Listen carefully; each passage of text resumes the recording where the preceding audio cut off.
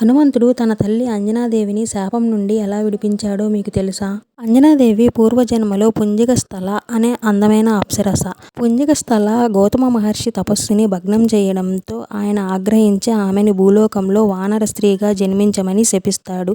అయితే ఆమె పశ్చాత్తాపాన్ని చూసి ఆ ఋషి శాపానికి ఒక విమోచనాన్ని కూడా ప్రసాదించాడు. ఆమెకు మహాశివుని అంశతో ఒక కుమారుడు జన్మించిన వెంటనే ఆమెకు శాప విమోచనం కలుగుతుందని చెప్తాడు. ఆ శాప ఫలితంగా పుంజిగస్థల భూలోకంలో అంజనాదేవిగా జన్మించి వానరరాజు కేసరిని వివాహం చేసుకుంది. శివుని అంశతో పుత్రుడిని పొందాలనే ఆశతో అంజనాదేవి కేసరితో కలిసి ఘోర తపస్సు చేసింది. వారి భక్తికి మెచ్చిన శివుడు తన అంశను వారికి పుత్రునిగా ప్రసాదించడానికి అంగీకరించాడు. పుత్రకామేష్టి యాగం ఫలితంగా దశరథ మహారాజుకు లభించిన పవిత్ర పాయసంలో కొంత భాగాన్ని ఒక గద్ద తన్నుకుపోయింది. దైవ సంకల్పం ప్రకారం వాయుదేవుడు ఆ పాయసాన్ని తపస్సులో ఉన్న అంజనాదేవి చేతిలో పడేలా చేశాడు. ఆ పాయసాన్ని స్వీకరించిన అంజనాదేవి గర్భవతి అయి శివాంశ సంభూతుడైన హనుమంతునికి జన్మనిచ్చింది.